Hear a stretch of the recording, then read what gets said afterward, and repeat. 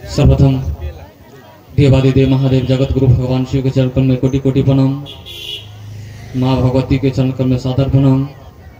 साथ ही शहाब्दी लगात उपस्थित सभी भाई बहन को प्रणाम, मेरा प्रणाम स्वीकार। भैया से विषय मिला कि गुरु शिव और भगवान शिव में क्या अंतर है। एक शब्द कहें तो कोई अंतर नहीं है।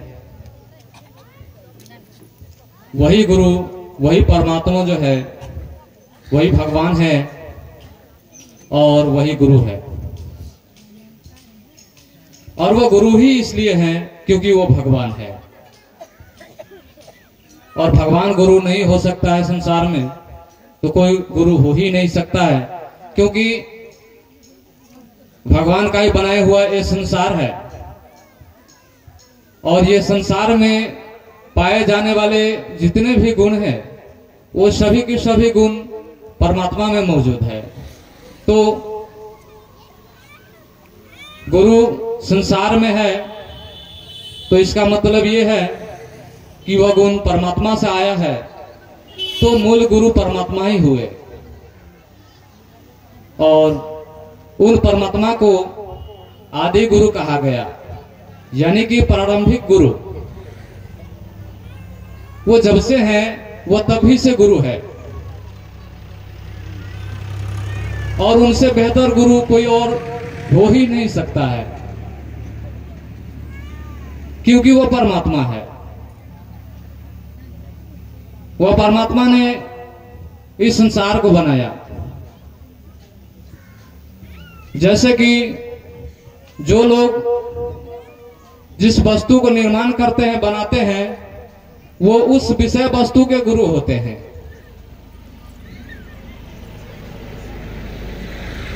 उदाहरण तौर पे कहा जाए तो हमारे बगल में ही अभी मकान बन रहे हैं। अब देखिए, संसारिक गुरु और परमात्मा गुरु में मैं एक छोटा सा अंतर बताता हूं, जो कितना फर्क होता है। बगल में ही मकान बन रहा है, उन मिस्त्री को सभी सामग्री दिया गया जो मकान बनाने के लिए चाहिए।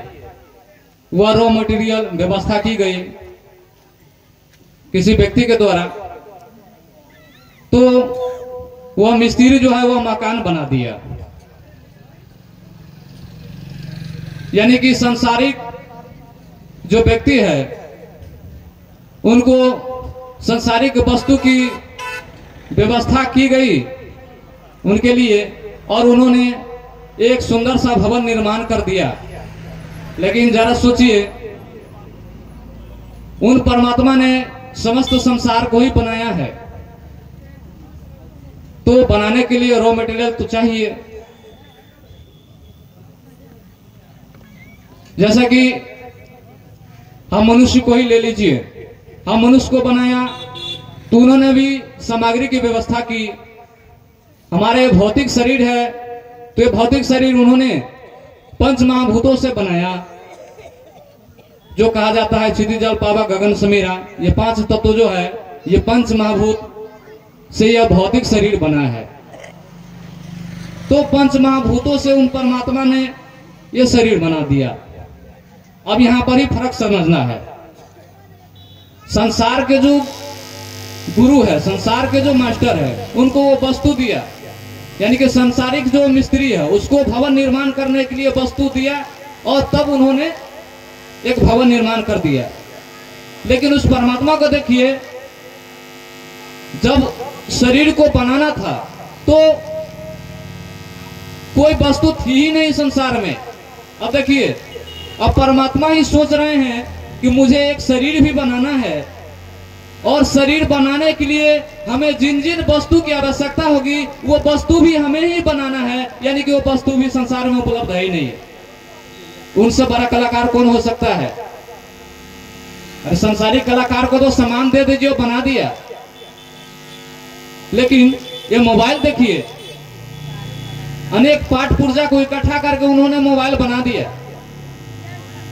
लेकिन वो परमात्मा ने जो शरीर बनाया तो उन्होंने सोचा कि पाठ पुर्जा भी हमें ही बनाना है, और कुछ था ही नहीं।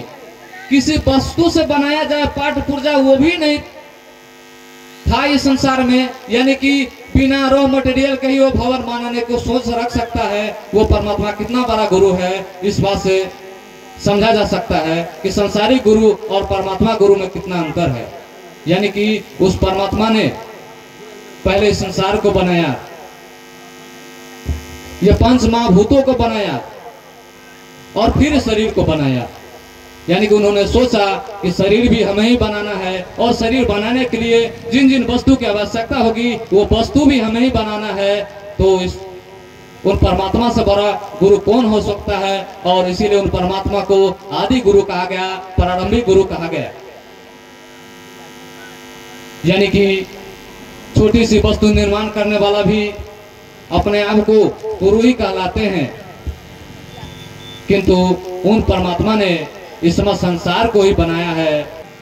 इसलिए वही परमात्मा गुरु है और सबसे सुंदर गुरु है, सबसे बड़े गुरु है, सबसे बेहतरीन गुरु है। इसलिए उन्हीं परमात्मा को अपना गुरु बनाना है।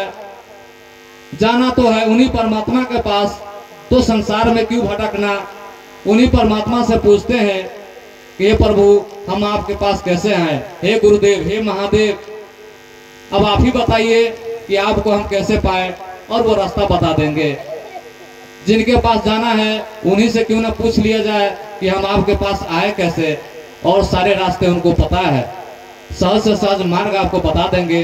वो स्वयं जाना क्या, वो स्वयं पिकअप कर लेंगे। आप जहां हैं वहीं से वो उठा लेंगे, वो ले लेंगे आपके शरण में। आपको जाने की भी जरूरत नहीं है।